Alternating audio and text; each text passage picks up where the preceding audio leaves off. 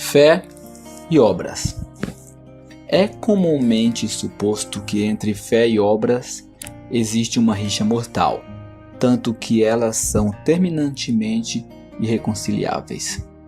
Isto está longe de ser verdade. A maioria das ideias erradas, no entanto, tem um quê de verdade até determinada altura. E esta não é uma exceção. É perfeitamente verdade que a popular doutrina da salvação por mérito humano, em forma de algum tipo de obra, é totalmente oposta e inconsistente conforme a verdade bíblica da justificação pela fé. Ainda assim, as Escrituras falam de boas obras, mas elas são de outra ordem e estão em harmonia com a fé, e tão intimamente conectada a ela como os frutos e folhas de uma árvore com a seifa que flui entre o tronco e os galhos. Se abrirmos nossas Bíblias em Colossenses capítulo 1, 21, encontramos a expressão más obras. Estas não há necessidade de definir quais são. Elas são o abominável resultado da caída e depravada natureza dos filhos de Adão, o mau fruto de uma má árvore. Em Hebreus capítulo 9, verso 14, encontramos as palavras obras mortas. Estas são obras feitas com o objetivo de obter vida e bênçãos, com a diligente performance de rituais religiosos e observações. Elas são a honradez do homem, que são apenas trapos de imundícia perante Deus. Isaías capítulo 64, verso 6. O produto da árvore má quando cultivada ao máximo. Mau fruto, pois uvas ou figos jamais serão produzidos a partir de espinhos. Em Tito capítulo 2, versos 7 ao 9, o autor fala sobre boas obras, as quais são fortemente enfatizadas sobre os cristãos. Elas são fruto da nova vida e natureza da qual os cristãos participam, que tem sua vitalidade baseada na fé, onde o Espírito de Deus é o poder. Elas são os bons frutos que crescem da boa árvore.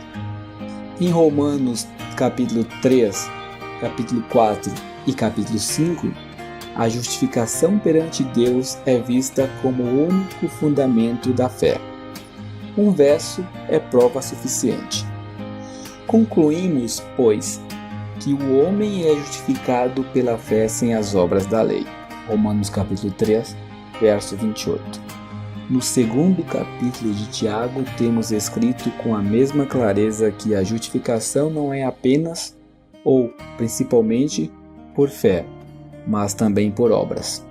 Um verso comprova isto. Vedes, então que o homem é justificado pelas obras, não somente pela fé. Tiago capítulo 2, verso 24. Estude cuidadosamente o contexto destas duas passagens e verá que a maior prova da harmonia que existe entre fé e obras. Ambos, Paulo em Romanos e Tiago em sua epístola, citam Abraão como o grande exemplo do Antigo Testamento que corrobora suas alegações. Na vida deste marcante homem chamado por Deus para ser o pai de todos os que creem, vemos fé como uma realidade vívida entre sua alma e Deus. Quando, olhando para as estrelas, ele acreditou em Deus, aceitando como certo o que seria humanamente impossível, e isso lhe foi imputado como justiça. Também vemos uma grande obra de fé quando, anos depois, por simples obediência, ele foi ao monte Moriá para sacrificar Isaque, em quem repousavam as promessas. Ele acreditava em Deus como um Deus que ressuscita os mortos. Este ato público evidenciou a sua fé. Encontramos isto em Gênesis capítulo 15, e a isso Paulo se refere em Romanos 4.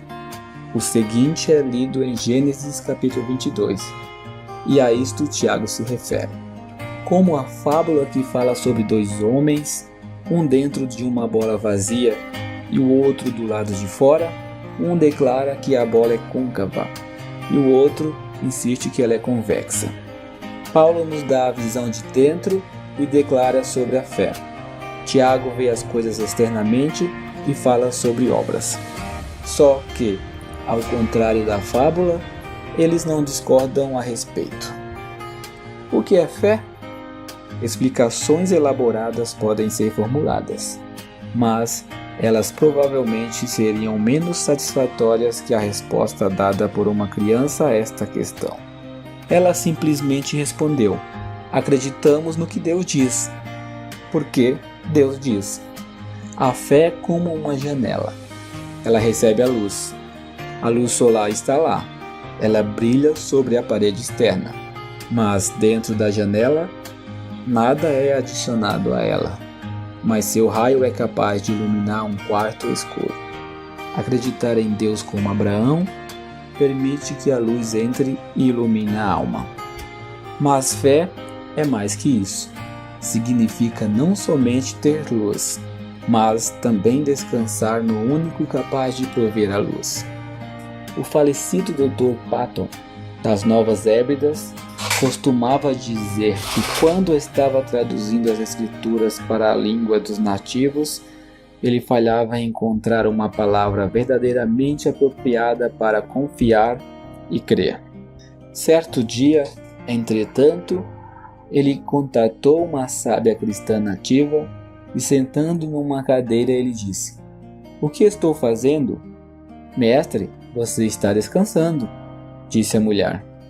O doutor já havia escutado esta palavra antes. Não era a que ele queria, mas uma brilhante ideia o comoveu. Ele levantou os 2 pés do chão de maneira que ficasse apoiado sobre as pernas frontais da cadeira e disse: "E agora? O que estou fazendo?"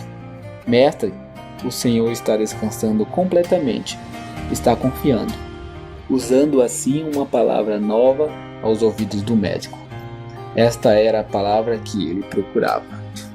Fé é repousar completamente em Cristo, com ambos os pés fora do chão. O que devemos entender a partir do verso que diz que a fé do cristão lhe é imputada como justiça, em Romanos capítulo 4, verso 5? Não devemos ler essas palavras com uma ideia comercial em nossas mentes, como o lojista que troca mercadoria por dinheiro. Também não devemos ter uma ideia química, como se elas significassem que devemos trazer nossa fé que será transformada em justiça, como no modelo da pedra filosofal que transforma tudo que toca em ouro. Não. Abraão é o grande exemplo do que o verso significa. Ele e nós somos tidos como justos por Deus através da fé. Este é o significado. A fé carrega todos os méritos de justificação contidos no sangue de Cristo. Estes são a grande base da justificação.